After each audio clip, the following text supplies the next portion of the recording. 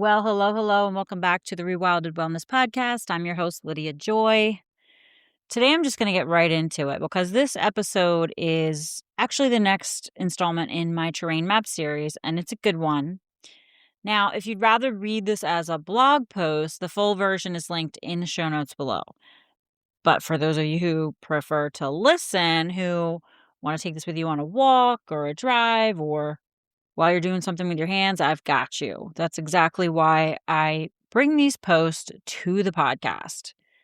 A quick note before we dive in, this show is listener supported, which means no ads, no sponsors, just content I create for you. And if you've been finding value here, the best thing you can do is to either leave a review, share an episode with someone who needs it, or if you'd like to financially support the show, there's a link for that in the show notes too. I appreciate you guys. Alrighty, well, let's talk about your gut and specifically about why so many gut restoration attempts just don't hold. Now, maybe you are someone who has tried probiotics at this point. Pretty much everyone has. And maybe they worked for you for a little bit. Maybe, I don't know, a week or two or a month or something, maybe longer. Your digestion maybe seemed to settle down, or maybe like some bloating you had calmed down, or maybe you noticed better moods or more energy. And then it stopped and the bloating came back and the reactivity returned. Whatever shift you felt just didn't hold. So maybe then you tried a different probiotic, or maybe thought you needed some kind of protocol, or tried a bunch of different strains, or added prebiotics, or maybe even eliminated foods. You did the things, basically, and the same pattern repeated. Brief improvement, then a plateau, and then what you might call a backslide, right? And what I want to say is that it's not that nothing helps. A lot of people get to the point where they're like, nothing helps. I get it. It's very frustrating. It's really the key is that nothing is actually holding, right?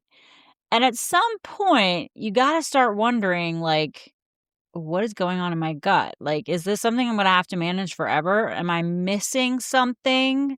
Maybe something fundamental? And the answer to that last question is yes, but it's probably not what you think. The problem isn't that many people haven't found the right probiotic yet. It's also definitely not that anyone needs a more restrictive diet or like a more aggressive protocol. The problem is that the gut ecosystem has lost something that it can't rebuild on its own. And until you understand what's missing, not just a single species or strain, but this specific keystone species that hold the entire system together, nothing you add is going to stick.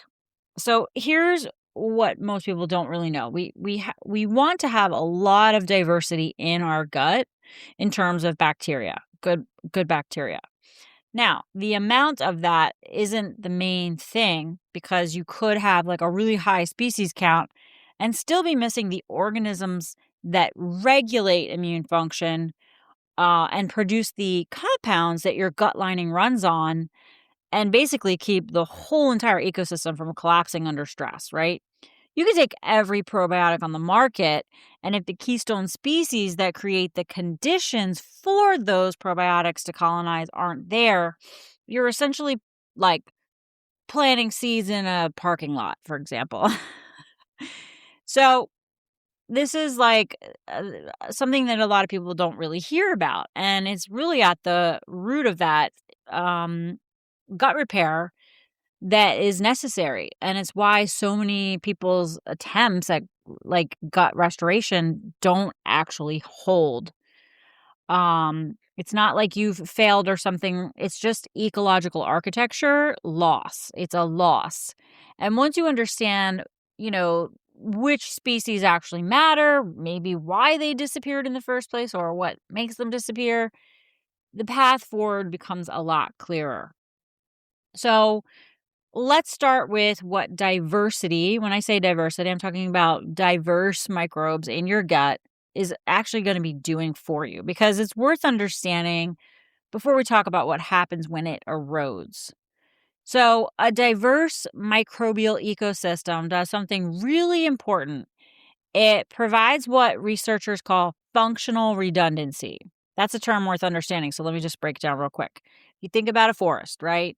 Multiple species in a forest might actually perform the very same basic job, like decomposing leaf matter, fixing nitrogen, keeping, certain plants from just taking over.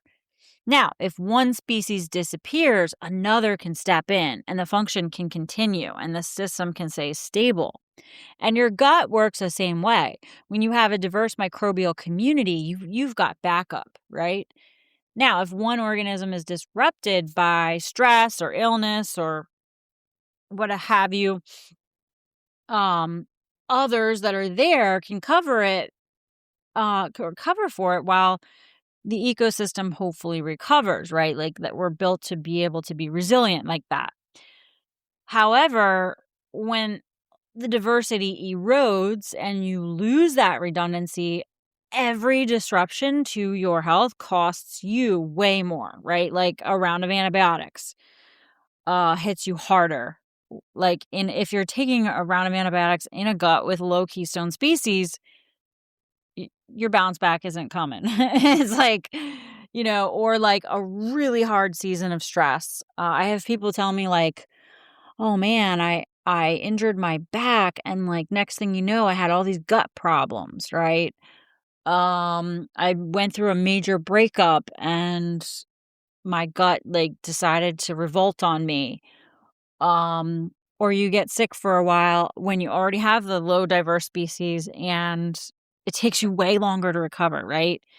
These things hit way, way harder because there's way fewer species that can step in to maintain critical functions while the system tries to recover. There's also something else that happens in a healthy, diverse gut. The organisms are deeply interdependent, right? They feed each other, they regulate each other, they produce compounds that other species need to thrive. It's really a living network. It's not just like a collection of isolated bacteria and you can take one but it's not right? It's more of this network, right? And when it's intact, your whole system is going to be far more stable. And so are those bacteria, right? Like versus any one species trying to do something for you on its own. So that's what I'm really talking about when I talk about diversity. It's not just a number of species in the gut. It's really a whole bunch of friends working together. Basically a living interconnected ecosystem.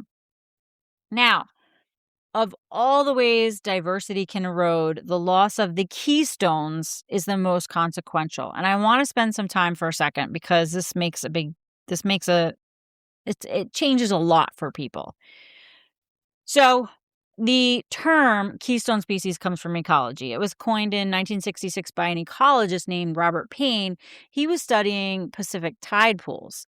And he identified a specific species of sea star as a critical predator. And it basically regulated the entire biodiversity of the pool. When he removed the sea stars, the ecosystem didn't just get a little worse, it collapsed. Other things took over, mussels took over, dozens of other species actually disappeared. Now, the sea star wasn't the most abundant organism in the pool. It was just the one whose presence made everything else possible. And your gut has keystone species too, species that regulate your immune function. They support your gut barrier. They produce compounds that feed other beneficial microbes. And they basically hold the entire ecosystem together. And when they go missing, your gut microbiome doesn't just get a little worse, it reorganizes around their absence, often in ways that drive chronic inflammation, which can show up in a myriad of symptoms and ways in each person's body that can look different from person to person. And then also, create that impaired gut barrier function, and all the bajillion symptoms that bring people to my work. So I want to talk about them super quick, a couple of them, just so you start to like understand these friends you have in your gut. what they actually do. Why the heck does this matter? Now, a biggie is called Faecalibacterium prausnitzii. It's a heavy hitter. It's one of the most abundant bacteria in a healthy human gut, and one of the most important because it's the primary producer of something called butyrate in your colon. Talk about that more in a minute. It basically has potent anti-inflammatory effects. Which by the way, I look at biome effects tests all the time, and almost everyone does not have this in their gut. Just FYI. So there's a lot of things that when you don't have it detected, can go on in your system, right? Like irritable bowel, depression, metabolic syndrome, and then of course the poor gut barrier integrity, which is leaky gut, intestinal permeability. So when this guy is missing, you feel it. Like you say something to me like everything in my body seems to be, firing against me, right? Another one is Akkermansia muciniphila, and this species lives in and helps maintain your mucus layer, which is that protective coating that lines your gut wall, right? Now, at healthy levels, it actually strengthens your mucosal barrier and helps you regulate your immune tolerance to things, okay? Now, there's two things about Akkermansia. One, it can be overly dominant. Okay, I've seen this a lot without the other species that balance it, which means it can actually degrade the mucus layer faster than it's being replaced. When it's low, it's also a problem. So we don't just always want more of something, by the way. We want balance and proportion. So this is a big one. What we look at, if it's too high or too low, you have a version of leaky gut, basically. And that's going to be causing or a piece of what you're feeling. You're going to be feeling so many things in your system that you can't connect the dots to. Then we have the Bifidobacterium. There's a number of these. These guys are the earliest colonizers of the infant gut, and they actually remain critical throughout life. Not everyone has them optimally as a baby, unfortunately, but they do produce compounds that support and calm the immune function. They actually adhere to the gut lining to help protect the barrier. And they feed the butyrate producing species through a cross-feeding relationship. Without them, the whole downstream chain of the beneficial fermentation in your gut starts to break down. Let's see. We also have the Lactobacillus species. There's a number of those, and they also help support your immune tolerance. They regulate your gut pH. They can compete with opportunistic species, right? So help keep that in check. And then they also support your mucosal barrier. There's one in particular called Lactobacillus reuteri. This one actually produces a natural antimicrobial compound and supports serotonin production. And a huge amount of serotonin is produced in the gut. And so species like Lactobacillus reuteri are part of how that happens. Okay, let's see. We've got Roseburia and Eubacterium species. These are also major butyrate producers that work hand in hand with the Bifidobacterium, because Bifidobacterium produces acetate, and the Roseburia and Eubacterium take that acetate and convert it into butyrate. It's like a relay race. If either team drops out, the finish line doesn't get reached. So, there's a lot going on, right? And you can see just from me sharing those few, like they all are working together. It's never just one thing, right? So those aren't all the keystone species, but they represent, the ecological scaffolding that most other beneficial functions depend on. So when they're present and thriving, your gut has the architecture to self-regulate. You can produce protective compounds and maintain the boundaries, namely your gut boundary, right? That helps keep that inflammation from spreading throughout your whole body. When they're missing that architecture collapses. And it doesn't do it like all at once. It can be very gradual, and it just kind of like shows up over time as a lot of the symptoms that I've been talking about mapping through this entire series. Um so, people wonder like what the heck is going on with me? Why am I having all these things all at once? Seems like all at once for many people, but really, excuse me, just had to take a sip. It's a gradual over time until it's almost like one day you just tipped way over the edge, right? You know what I mean? Um, so what actually happens downstream when these species are missing?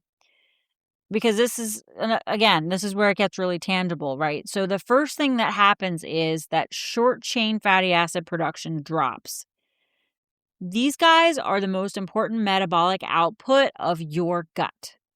They're produced when your beneficial bacteria actually can ferment dietary fiber, through this whole kind of cross-feeding network I just kind of tried to describe to you. And the main short-chain fatty acids are butyrate, which you heard me say, acetate, and propionate. And they do an enormous amount of work in your gut. So butyrate in particular is the primary fuel source for the cells that line your colon. If you don't have enough, those cells can't maintain, excuse me, the tight connections between them. They keep the gut barrier intact. So what happens is it begins to just thin, right? And then things that should stay inside the gut start leaking out, right? That's your intestinal permeability. Then your goblet cells, which produce that protective mucus layer, they like lose the signal to keep producing. And so your immune system starts losing the regulatory input that it needs to stay calm. And then the inflammatory tone in there rises and you feel it, right? Your motility slows. Your mood's going to be affected, and even your appetite regulation will be affected. All that from one metabolite dropping out, butyrate. Um, right? So the second thing that happens is that the type of fermentation shifts, right? So your microbes prefer to eat plants, right? Their preferred source of fuel is fiber, carbohydrates. So when you're able to do that well, you can produce beneficial short chain fatty acids. Um, but if you can't do that well, your gut will then go from fermenting fiber and carbs to fermenting protein instead. And protein fermentation produces a very different set of compounds. We've got like ammonia, hydrogen sulfide, and other metabolites that are bluntly just like inflammatory and at higher concentrations are neurotoxic. They actually drive immune activation. They alter how your nervous system signals, and they basically increase the overall toxic load that your body has to manage. I'll go more into this in another episode, but for now, just know that this fermentation shift is one of the most significant things that happens when keystone species are missing, right? Excuse me. Now, the third thing that happens is that opportunistic species actually can expand. So, when those keystone species decline and their ecological niches open up, organisms that were previously kept in check by competition start to grow. And this is why you can look at a gut test and see a single opportunistic species sitting at like 5 or 10 times its normal range with no obvious explanation. The explanation isn't that it invaded from somewhere. It's just that the space opened up and the keystones that were keeping in check are gone. The fourth thing, maybe the most important thing for understanding the lived experience of people doing this work, is that resilience drops. This is what people are describing when they talk to me. They're like, I feel like my gut has been off. I had a bad infection 3 years ago, and I just have felt off ever since. Or, I had a prolonged period of extreme stress, or I took an antibiotic last year for a tooth infection and I forgot. And then a bunch of months later, I had to take it again for something else, right? Like, and then a year later, they're like, I actually feel pretty crappy. I don't know why, you know? And it's because the ecosystem lost keystone species in those disruptions, and it just hasn't been able to rebuild the structural scaffolding that would really allow, genuine recovery to happen, right? So every subsequent disruption hits harder and harder, and then recovery just takes longer, right? And over time, the entire system of, your whole body just becomes increasingly fragile. And we're seeing this more and more and more, right? So, okay. So there's one little nuance. Like, I don't know if anybody even knows about this. So maybe I'm kind of sharing something that people aren't aware of. But if you get a gut test, right? A Biome FX is what I use. And you see it like a high species count. Maybe you have a good species count. You could still be missing these keystone species, right? And like we have to always think about the nuance here. So this is something that it's gets so tricky when you're trying to match probiotics to these kinds of things if you're not looking at the whole, right? Um because, these diversity metrics don't consistently predict like the health of the host, right? If you have a high species, doesn't tell you, whether the right species are present, whether they're in the right proportions, or whether the functional networks between them are intact. So the biggest question that actually matters is which species are present, which are missing, what are they producing, and where are the functional gaps, right? The difference is like between flying over a forest and counting the trees versus actually walking through it, noticing what species are there, which are gone, how the canopy is structured, whether the soil's healthy, whether the ecosystem has the architecture to survive a storm, right? That's the kind of functional relational view that we use in my work. We're not just trying to count numbers or pathogen hunt or whatever. We're really trying to do a more ecological assessment of what the system is actually doing. Okay, so I'm going to talk about what disrupts these species in the first place. Like, why do they go missing? Because it clarifies what restoration actually requires, right? Obviously, we know antibiotics are the most obvious disruptor, right? They don't just kill pathogens; they're indiscriminate, right? It's really hard to recover from this once you've had multiple courses over your lifetime, and most people have, some more than others, right? And the keystone species may not return without deliberate, targeted reseeding. The other biggie is the environment, right? The reduced environmental microbial exposure that we have based on living in a modern built environment, right? Most people aren't really thinking about this, because your microbiome is continuously shaped by the microbial world around you, whether it's inside or outside, right? Uh, think about what people are doing inside with all these chemicals and what are they called? Oh my gosh, we used to we spray our counters and we wipe them and we try to get rid of germs, right? All that stuff that many people do, right? Chlorine in the shower water, like so many things from the indoor life are not friendly to your microbiome. However, in nature, in a more, undisturbed natural setting per se, uh, soil contact, outdoor time, varied environments, all the different seasonal foods, right? This whole like exposure to ongoing sources of different things in the outdoor world, the natural world. So because most people are indoors a large portion of their days and their life, their microbiome has changed because of that. The other thing, low fiber, right? So we all grew up on processed food, right? I did. I mean, I don't remember eating a whole lot of fiber. We ate apples. We ate packaged oatmeal. I don't know. It's probably got some fiber, not great because of all the sugar that's in there. I grew up on processed food. You probably grew up on processed food. The modern diet is very low in fiber. And very low in diversity of different types of fibers. And so that's another reason why the keystones can't thrive, is because they don't have their preferred source of fuel, because that's what they eat. They eat fiber. And they need a wide range, right?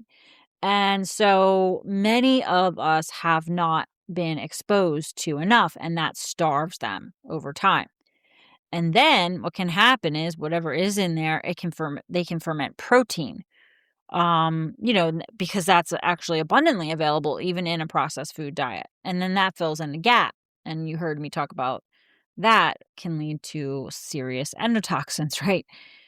Chronic stress suppresses keystone species through the gut brain axis, right? Because our stress hormones actually alter our gut motility, our immune function, the mucus production, and the local environment that the keystone species depend on. So, ongoing unmanaged stress, chronic stress, your gut is like not able to keep up, right? Like it can't rebuild faster than it's being destabilized. Then we've got things like mycotoxin exposure, right? Meaning mold and the compounds that mold produces. Um, right. Another downside of the modern built environment, of course. Um, but because they have specific antimicrobial effects, mycotoxins actually kind of deplete Lactobacillus and Bifido species. And so then that can damage the gut lining, create an environment that's hostile to the species. And, it's really critical to have them for butyrate production and barrier support. So pretty much everyone who's lived in water damaged housing with mycotoxin exposure is also getting that antimicrobial effect to their bacteria. Of course, medications, like we have no known studies on any medication being safe for the microbiome, right? So we've got the NSAIDs, the proton pump inhibitors, hormonal contraceptives. These all alter our gut environment, right, in ways that just like selectively deplete the keystone species over time. I could go on. There's more things, but we can all see ourselves in many of these, right? Um, and obviously, none of these are fringe concerns. They're just the lived reality of most people navigating modern life. And if we think about the cumulative effect across years or decades, right, the gut has progressively lost its structural keystones, even in people who eat well, even in people who move their bodies, even in people who are like doing the best they know how to take care of themselves. Every single client I see doing a lot of great things, but their microbiome is a mess, right? So, what does restoration actually require? Well, if the problem is like this structural ecological loss, the solution isn't just like a single probiotic or, maybe a short term protocol, if you will, right? Like, I'm going to do this, gut repair thing for 30 days or 90 days or whatever people are doing, right? It's really about stewarding, right? Because we have to rebuild the conditions that allow those species to reestablish and those cross feeding networks to start to reorganize. And that requires a few things happening in the right order. Okay, so it's a terrain first approach, right? Because remember what I said? You can't seed a forest in a parking lot, right?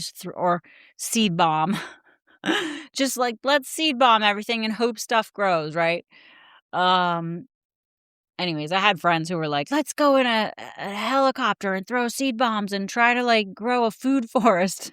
I was like, "Well, that wouldn't be a very effective way to do it," but that's kind of what people are doing. They're like doing that with probiotics, like just trying to throw stuff in there, right? Here's the thing. Before you can effectively reintroduce those keystone species, the conditions that allow them to colonize need to be in place, right? There's a number of things. You got to have the right pH in the gut. You got to have adequate mineral substrate. You got to work on reducing your inflammatory load, right? Getting your nervous system to be able to shift into parasympathetic so that it can support the mucosal repair. So, without the terrain work, this whole idea of like reseeding often is a large waste of resources, right? If you can do targeted reseeding once the terrain is steadier. These keystone species that are absent or depleted can be reintroduced through that approach, versus like a general, like, I don't know, a good bacteria supplement that's like universal or something. Um, you can actually get the specific organisms matched to what your actual ecology is missing and go from there. So that's a longer game approach, right? Another thing that you will need to do is prebiotic support. And, there are some prebiotics that are gentle for most people's guts, but you kind of need to know what prebiotics feed what species, right? Each species like different things. So we have to give the prebiotics so that the species can eat them, because that's how they grow, right? So we want diverse plant fibers. We want inulin, resistant starch, pectin, all these things. A wide variety of whole plant foods to feed the organisms you're trying to establish.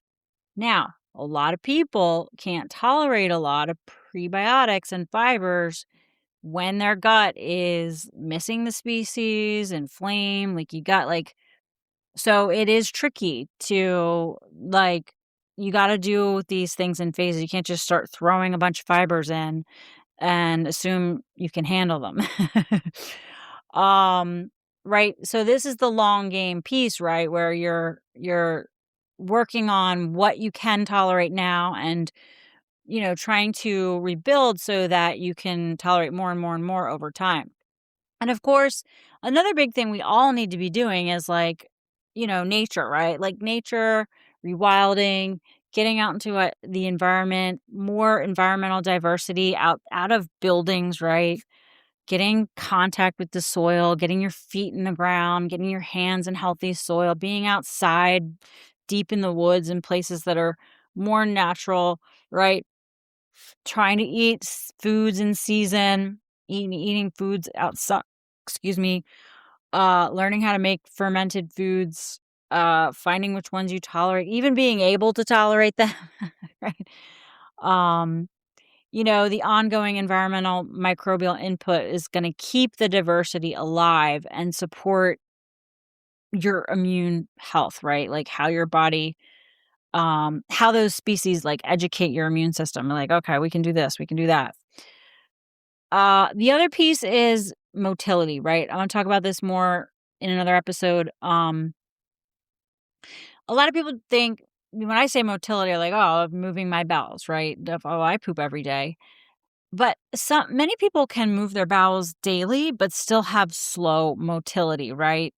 You can have a more stagnant gut. And that's actually kind of a hostile environment for restoration. Keystone species need the right flow, the right pH gradient, the right conditions, right? So if you have a slower motility and things are holding longer, you're not going to have the right conditions to like really rebuild those species, reseed, if you will. And then of course you want to reduce the disruption, right? Obviously, restoration happens in the space between disruptions. So if stress, antibiotics, poor sleep, mold exposure are ongoing, the ecosystem can't rebuild faster than it's being broken down. So, this is why we have to create the environment, create the spaciousness in our lives, and work on our whole system, not just like the gut in isolation. Above all, it takes time. Ecosystems don't rebuild in days or weeks. They rebuild in seasons over years through consistent support of the conditions that allow reorganization to happen. So I know most people don't want to hear this, but it's true, right? And I'd rather give people the real timeline than, send you into some quick fix, right? Certainly, you could spend a few months, make massive progress, um, and feel a lot better, but it is something worth stewarding over time throughout your life because it really matters.